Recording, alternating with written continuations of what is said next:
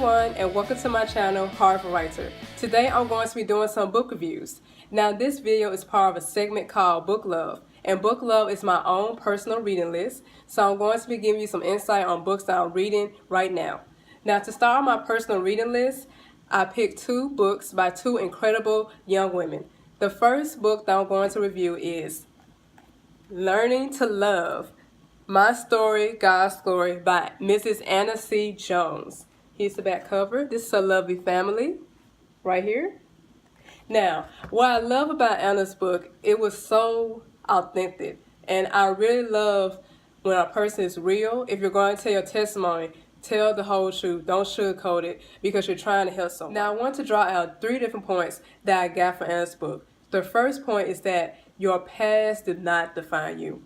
In her book, she was telling about all different issues that she was facing, dealing with her sexuality, dealing with different relationships, and just going back and forth, trying these different things. And it's just amazing to see how she overcame that. Because when you actually read her story from beginning to end, and just to see how she started off and how she is now, is such a testimony within herself.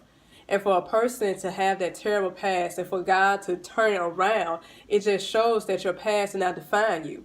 Because now she has a great husband, she has children, she's a missionary, and it's just amazing because she would have never thought, okay, this same girl did all this stuff, and now that she's doing these great things, I cannot believe that.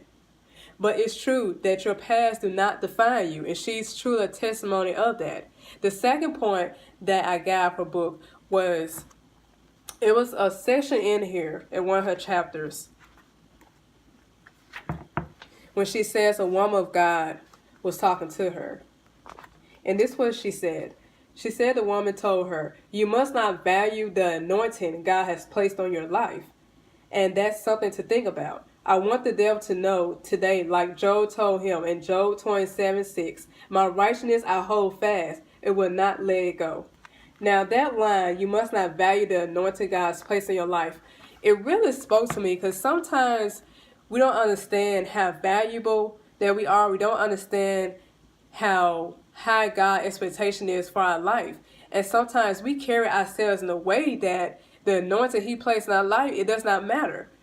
And what she was saying is that we need to value the anointing God's placed on our life. We need to value the things that God has placed inside of us. We need to value those things and carry ourselves in a way that shows that God is just great, that He has a plan for our lives, and that we are overcomers. And the last thing that I want to say about her book is that, you know, it's a testimony to me, it's encouragement to me that even though that she went through all those different things, was in all those different relationships, and she did all those terrible things, that God still blessed her with such a wonderful man of God. Now hear what I said, a man of God, not the man of the streets, a man of God. She has a child, her past is terrible, but to see how God brought those two together and to see how she changed her life around, it's just amazing. I want to read one more thing from her book. It's called My Tears. It's a poem that she has written. And what I got out of that poem is that no matter what happened in my past, no matter what the things I'm going through right now, is that it's all being used. All being used to strengthen me. It's being used for God's glory. It's my story. I can't change what happened in my past, but I can move forward. My tears.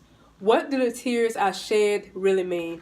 I'm about to give up. I can't take it anymore, it may seem. But there's a deeper meaning to the tears I shed. They help to strengthen me in my weakest moments and help to prepare me for what's ahead. My past is my past, and I can't change it. But I can hold my head up because my life is my testament. God has begun a work in me. Eyes haven't seen and ears haven't heard what I shall be. So when you see me with tears in my eyes, do not think that I'm giving up trying. I am not losing my fight. I'm going to stand all my might. God's just pulling me through the fire. He's endowed me with power. So my dears, it's definitely not what it appears, but what it is, I am being strengthened through my tears. Now that is a poem from an overcomer. Anna's story is just it was just full of ups and downs, and how she talked about dealing with her sexuality, dealing with these different guys, going through these different relationships, dealing with sex, trying these different things, drinking, partying, and it's just amazing to see how God brought her from that to the person that she is now, being a great testimony to other young ladies. She has a great husband, has a beautiful family. She's a missionary, working, and it's just great. It's just great, and she's just a real testimony of some of us. You know, we grew up in church, we fell off, we strayed away, and how God has just blessed our lives, and just no matter what we had did out in the world, what we did out in the streets, that God took that, He straightened us up, cleaned us up, and now we look amazing. That's just amazing to see that. Now I want y'all to go pick up her book. The link is in the description below, so make sure you go click it, because it's a wonderful, wonderful book. It's wonderful. I really just wish I could give out every detail, everything out of a book, but I want to save it for y'all to go and read. It's very beautiful. It gives you encouragement. It had really encouraged me, because there are things in my past that I'm ashamed of. But after reading Anna's book, I know that I can go on, and I know that God has a great plan for my life.